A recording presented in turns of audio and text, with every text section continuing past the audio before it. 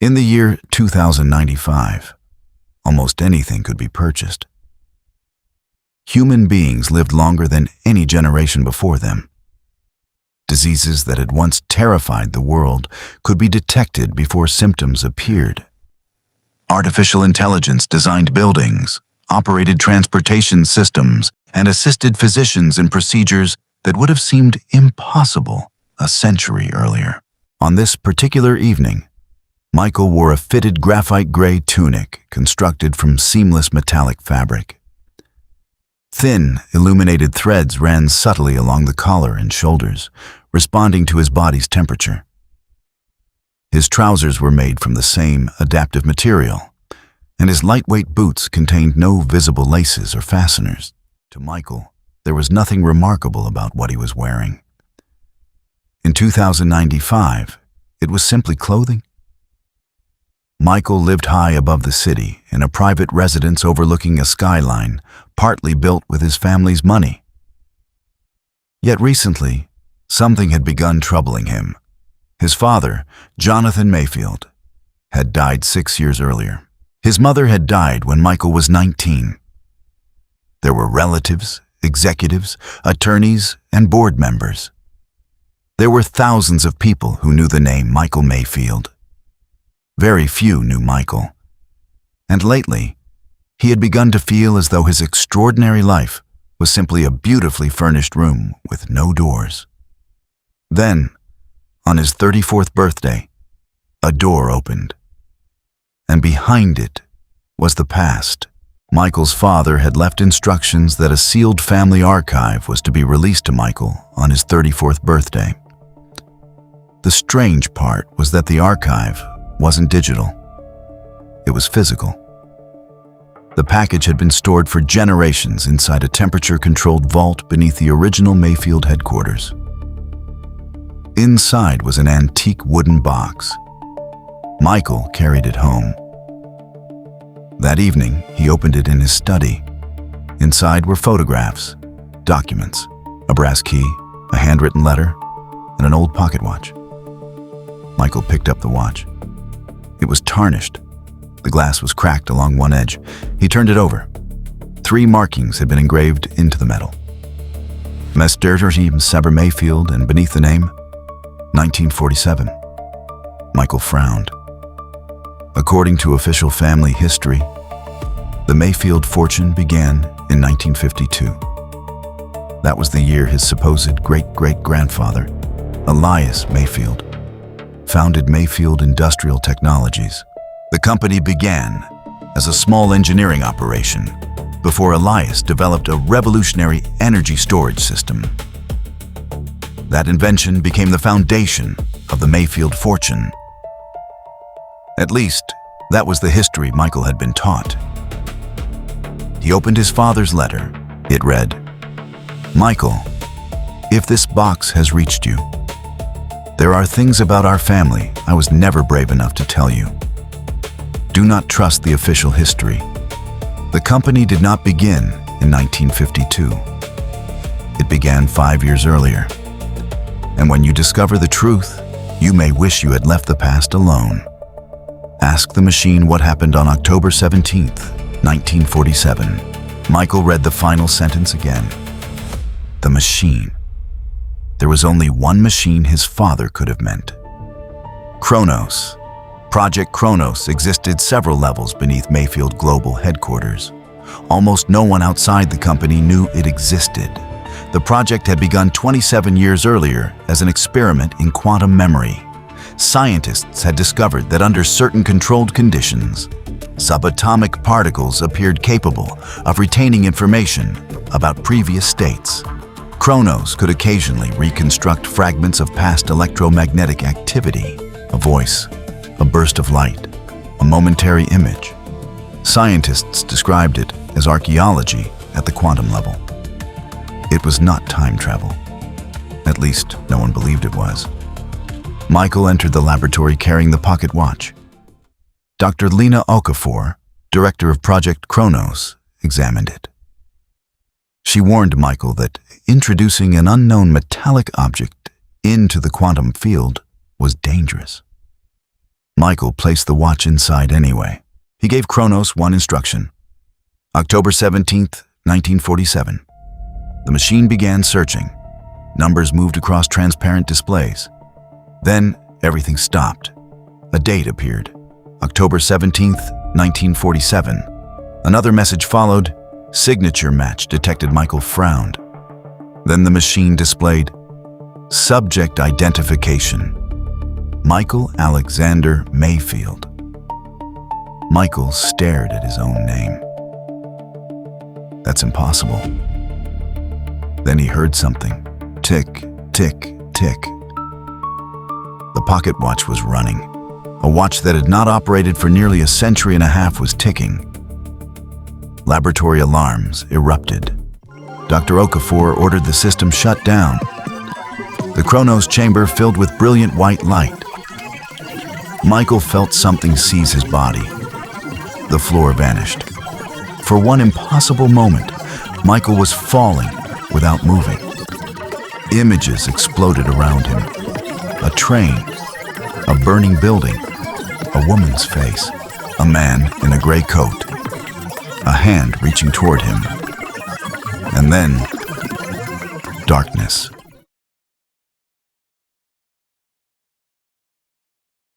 He slowly pushed himself upright. Kronos was gone. The laboratory was gone. The skyline was gone. Michael stood beside a narrow country road surrounded by autumn trees. He looked down at himself. His graphite gray clothing was covered in mud, but the adaptive fibers were already attempting to clean themselves. A faint blue line illuminated along his collar. Then he heard an engine. Michael turned. An automobile came around the curve. Not an autonomous vehicle, an automobile, with a chrome grille, round headlights, and a roaring gasoline engine. The driver slammed on the brakes. The car stopped only feet from him. The driver's door opened. A young woman stepped out. She was beautiful. Medium brown skin, soft, wavy black hair arranged elegantly beneath a small hat. Warm brown eyes. She wore a burgundy coat over a cream-colored dress, gloves, and sensible heels. Her name was Sofia Elam. She was 25 years old. And the first thing Sofia noticed about Michael Mayfield was not his handsome face. It was what, in heaven's name, he was wearing. She stared at him, then at his clothing, then back at him. "Are you hurt?" Michael barely heard her. He was staring at the car. Sofia stepped closer. "Sir?" Michael looked at her. "What is that?" She followed his gaze. "My automobile." Michael stared. Sofia's expression changed. "Did you hit your head?" Michael noticed a newspaper on the passenger seat. He rushed toward it. Sofia immediately blocked him. "Now hold on." Michael stopped. "What is today's date?" "September 17th. "What year?"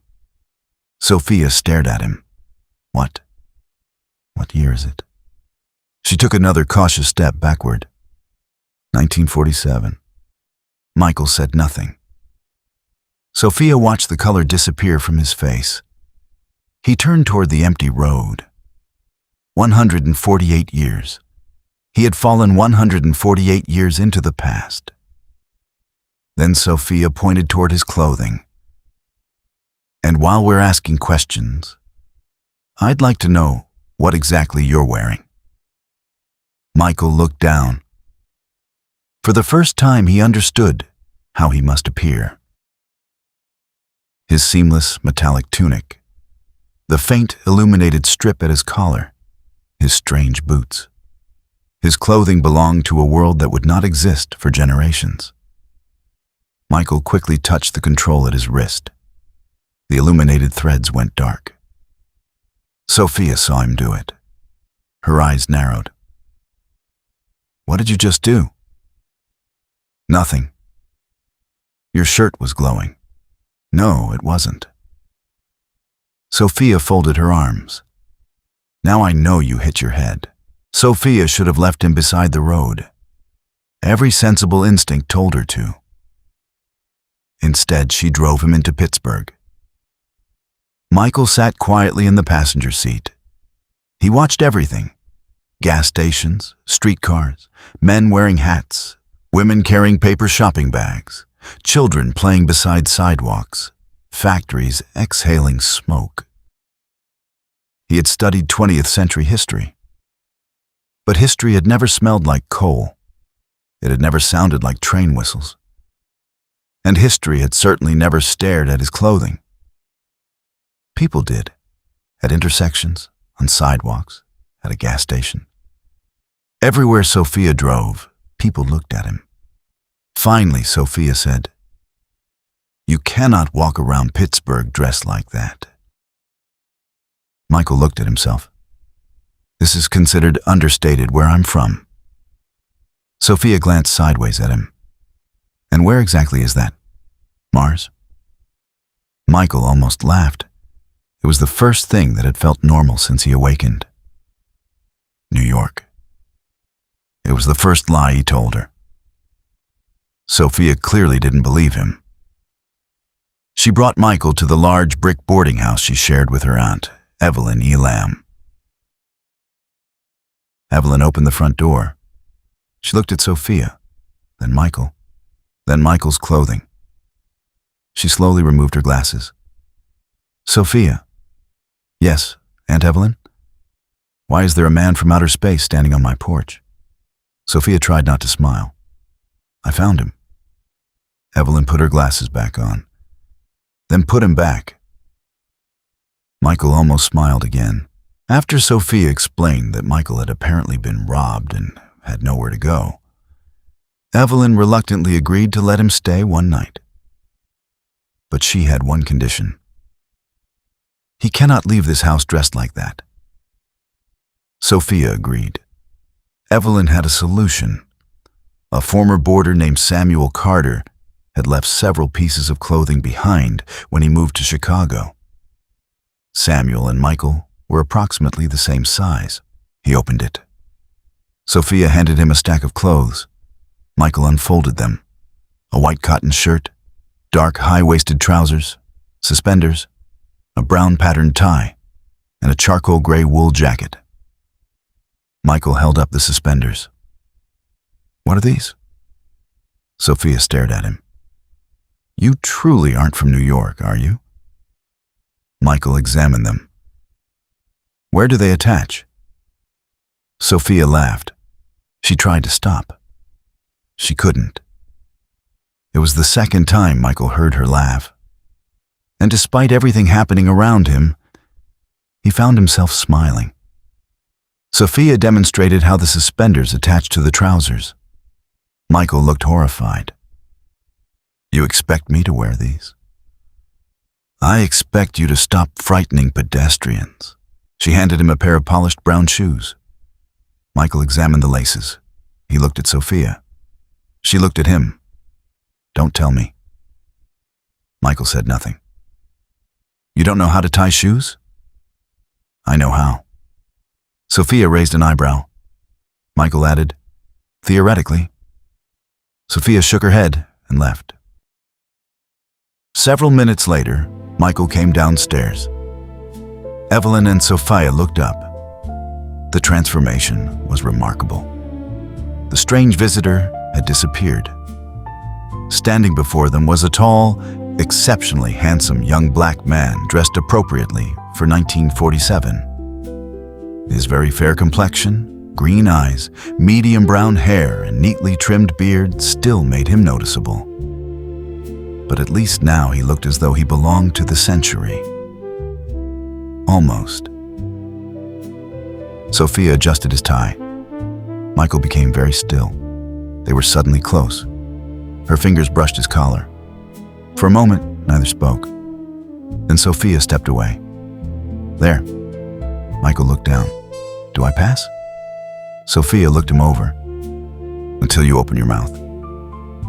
Michael smiled. That was the first moment something passed between them. Neither recognized it yet, but both felt it. Michael carefully stored his 2095 clothing inside his room. He did not know when he would wear it again, or whether he would ever return to the world where it belonged. A man without money. The following morning, Sofia gave Michael $5. Michael stared at the bills. "You do know what money is?" she asked. "Of course. Yesterday you didn't know what suspenders were." "Those are unrelated subjects," she laughed. Michael looked at the $5 bill again. In 2095, physical currency existed almost exclusively in museums and private collections. His entire fortune was inaccessible. His identification was useless. His communication device had no network. His accounts would not exist for more than a century. Michael Mayfield, one of the richest men alive in 2095, was virtually penniless in 1947. And strangely, Sofia seemed to enjoy that fact. The name Mayfield. 2 days later, Michael and Sofia sat in a small neighborhood diner. Michael noticed a newspaper on the counter. A headline near the bottom caught his attention. "Local engineer Elias Mayfield seeks investors for new power storage device." Michael froze. Elias Mayfield. The man Michael had been taught was his great-great-grandfather.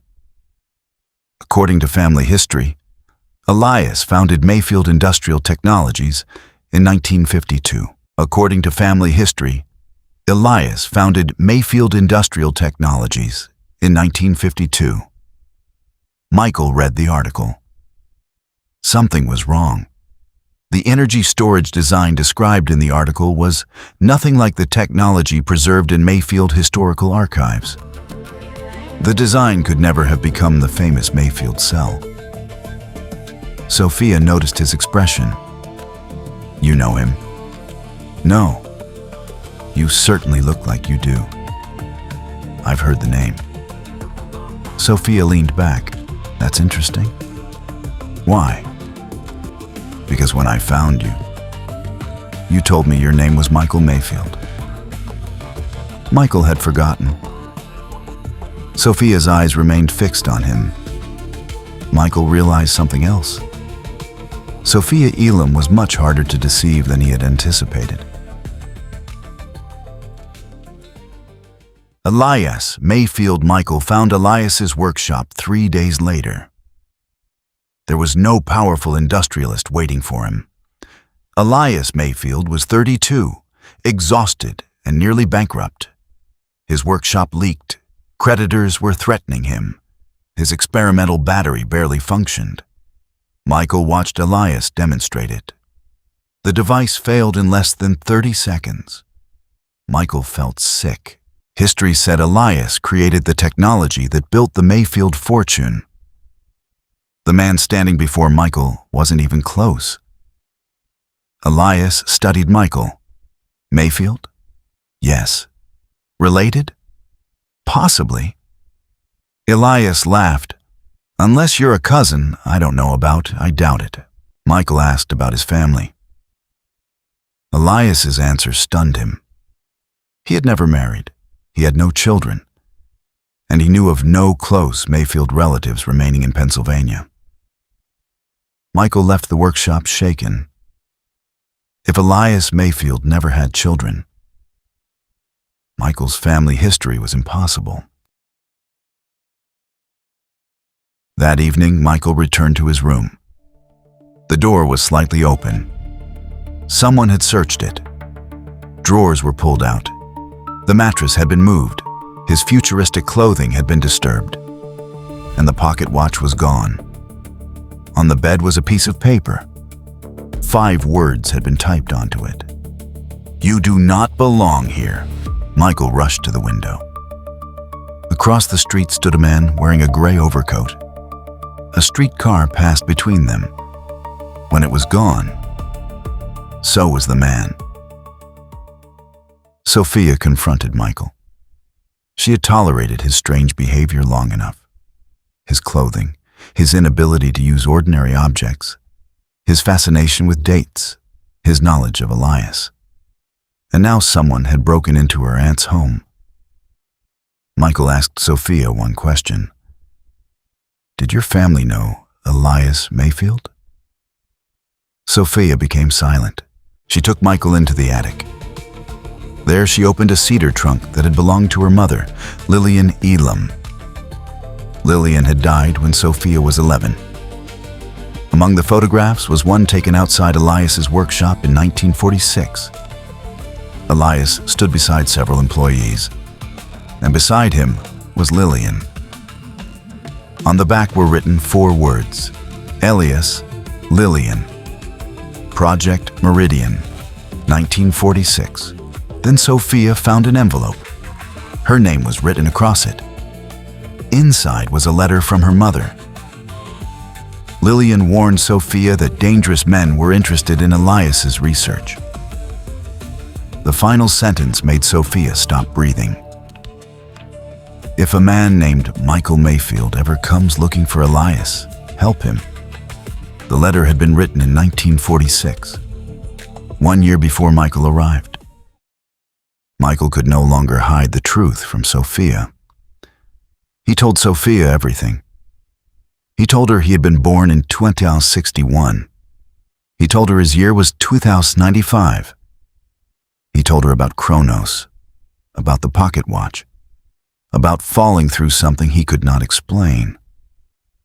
Sofia thought he was insane, until Michael retrieved the small personal device hidden inside his futuristic clothing. Most functions were useless, but its internal memory remained operational. Michael activated it. A 3-dimensional image appeared above his hand. Michael stood beside his father beneath the skyline of 2089. Sofia backed away. She stared at buildings that had not been built, vehicles that did not exist, an older Michael she could not possibly have known. She looked at him. "You really are from the future." Michael nodded. Sofia sat down. After several moments, she asked, "Do we ever get flying cars?" Michael smiled. "Sort of." Sofia stared at the hologram again. Then her expression became serious. "My mother knew you were coming." And Michael realized she was right. Days became weeks. Michael searched for answers. But somewhere along the way, 1947 began changing him. So did Sofia. She taught him to make coffee on a stove, to use a rotary telephone, to navigate Pittsburgh without digital directions. She showed him how to tie his shoes properly. Michael never heard the end of that one. He helped Sofia repair radios. He repaired the loose railing outside Evelyn's house. He listened to people talk instead of waiting for information to appear on a screen. And Sofia became the person he looked for whenever he entered a room. One evening, they attended a neighborhood dance. Michael wore a dark 1940s suit. Sofia wore a beautiful emerald green dress, her soft black waves framing her face. Trumpet, piano, bass, drums. Couples danced beneath warm lights. Michael danced with Sofia. For several minutes, he forgot about Kronos, forgot about the Mayfield fortune, forgot about 2045. He had almost nothing. Yet somehow, he felt rich. Rain began as they walked home. Sofia ran beneath a street lamp, laughing. Michael stopped. He looked at her and suddenly understood what frightened him most. Not being trapped in 1947, losing her. Sofia saw the expression on his face. "What's wrong?" "I'm afraid." The man from 2095 is afraid. Terrified. Of what? Michael looked into her brown eyes. "You." Her smile disappeared. Michael told her every day he remained made, leaving harder. Sofia asked the question neither one had spoken. "Do you still want to go home?" Michael couldn't answer. Sofia understood. She stepped closer, and beneath the rain, Michael kissed her. For that moment, 148 years disappeared. Michael began helping Elias. He promised himself he would never reveal future technology. Then, Elias's prototype failed again. Michael realized the paradox. If Elias failed, Mayfield Industries might never exist. If Mayfield Industries never existed, Kronos might never exist. And Michael might never arrive in 1947. Michael suggested one small modification. Elias built it. The prototype worked. Michael stared at the configuration. He recognized it. It was the original Mayfield cell, the invention Michael had studied since childhood. Elias had never invented it. Michael had just given it to him. The Mayfield fortune existed because Michael traveled backward and gave the technology to the man he believed had invented it. There was no beginning, only a circle. Sofia and Michael continued studying Lillian's papers. Project Meridian was not an energy project. Lillian and Elias had been studying electromagnetic resonance. One object behaved differently from everything else, a brass pocket watch. According to Lillian's notes, the watch had appeared mysteriously inside Elias's laboratory in 1946. Engraved on it were the words, M. Mayfield, 1947. Michael stared at the document. The watch existed in 1946, but Michael had carried it from 25. How could the same object exist in both places? Where had it originally come from? The answer was terrifying. Perhaps it had no origin. Perhaps it simply traveled endlessly around a circle in time. Michael saw the man in the gray coat again. He followed him to an abandoned warehouse. Inside, 6 men surrounded Michael. The man introduced himself. Nathaniel Voss. Michael demanded his watch. Voss smiled, then asked, "Mayfield Global still standing?" Michael froze. No man in 1947 should know that name. Voss knew about Michael's father. Kronos, the future. Michael demanded to know where Voss came from. Voss refused. Instead, he returned the pocket watch. "You'll need it." "For what?" Voss stepped closer. October 17th. Michael stared at him. Then Voss said, "That's the day Sofia Elam dies." Michael ran back to Sofia. She was alive. He grabbed her and asked the date. October 16th. Michael finally understood. His memory had been damaged during his passage through Kronos. He had arrived on September 17th. Tomorrow was October 17th, the date from his father's letter.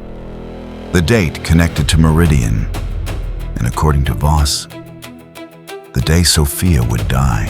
Michael told Sofia everything. Then she asked him, "If you find a way back tomorrow, will you leave?" Michael looked at her.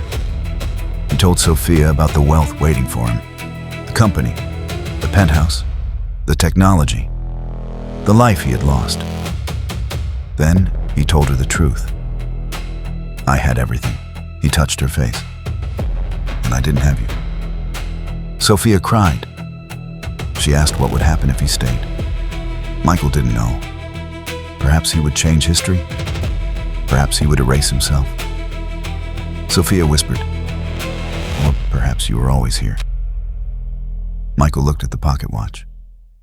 Maybe history wasn't being changed. Maybe he was fulfilling it. Shortly after midnight, Elias's workshop exploded. Michael and Sofia raced there. Elias was trapped inside. Michael ran through the flames. He found Elias beneath a fallen beam. Then Project Meridian activated. The pocket watch began ticking. The room filled with light. A doorway appeared. Beyond it, 2095. Michael saw Kronos, Dr. Okafor. Home. He could return. Michael looked toward the opening. Then he heard Sofia screaming his name outside. Michael lifted Elias and turned away from the future. The doorway closed. Michael had chosen. Morning came. Elias survived. Sofia survived. Michael believed Voss had been wrong. Then Sofia discovered a false bottom inside her mother's cedar trunk. Inside were photographs. One showed Sofia years older, standing outside a large building. Above the entrance, Mayfield Industries. Michael turned the photograph over. Sofia Mayfield, President, Mayfield Industries. Another photograph showed Sofia holding a young boy. Jonathan Elias Mayfield with his mother, Sofia. Then Michael found a genealogy. His hands began trembling. Elias Mayfield was listed, but Elias was not the beginning of Michael's family line. Another name appeared. Michael Alexander Mayfield, born 2061. Disappeared. 2095, reappeared. 1947. Spouse, Sofia Elam Mayfield. Son, Jonathan Elias Mayfield. Michael stared at the document. Elias was not his ancestor. Michael was. The Mayfield family fortune had traveled through generations until it eventually returned to him. Michael Mayfield had inherited his own fortune. That evening, 3 slow knocks sounded downstairs. Nathaniel Voss stood outside. 2 men waited near a black automobile. Michael stepped between him and Sofia. "You said she dies today." Voss shook his head. "No, I said Sofia Elam dies today." He removed an envelope. Inside was a marriage certificate. Michael Mayfield, Sofia Elam, October 17th, 1947. Voss looked at Sofia. Tonight, Sofia Elam disappears from history because she becomes Sofia Mayfield. Michael almost felt relief. Then Voss said, "But that isn't why I'm here." A second automobile stopped at the curb. An elderly man stepped out. He was nearly 80. Silver hair, a cane. His face remained hidden until he stepped beneath the porch light. Michael stopped breathing. The old man had Michael's green eyes, his features, his face, aged by more than 40 years. Sofia gripped Michael's arm. Michael whispered, "Who are you?" The elderly man looked at Sofia. His eyes filled with pain. Then he looked at Michael. "My name is Michael Mayfield." Michael shook his head. "No." The old man removed something from his coat. A brass pocket watch, identical to Michael's. Same scratches, same cracked glass, same engraving. M. Mayfield, 1947. Michael slowly looked at the watch in his own hand. There were 2. The elderly man spoke. "I was 34 when I arrived here." Sofia stepped backward. "I loved Sofia." He paused. "I married her." Michael stared at him. "That's impossible." The older Michael looked into the younger man's eyes. "No." Then his expression darkened. "The impossible part is what you do tomorrow." Michael Mayfield had spent his entire life believing the past was finished. Now the past stood before him, wearing his face, holding his memories, and carrying the same impossible watch. Somewhere between the 34-year-old billionaire standing on that porch and the old man staring back at him, something had gone terribly wrong. Michael looked at Sofia, the woman he had crossed 148 years to find, the woman history said would become his wife, the woman an older version of himself looked at as though remembering something unbearably painful. Michael had one question. What happens tomorrow? The old Michael looked at Sofia, then back at his younger self, and answered, "Tomorrow, you have to decide which one of us gets to keep her." Part 1. Ending my storytelling, friends. Shocking surprises. In Part 2, don't miss this. Please subscribe and like. Part 2 is coming soon for your viewing pleasure. The Billionaire Who Fell Through Time. Part 2 to be continued.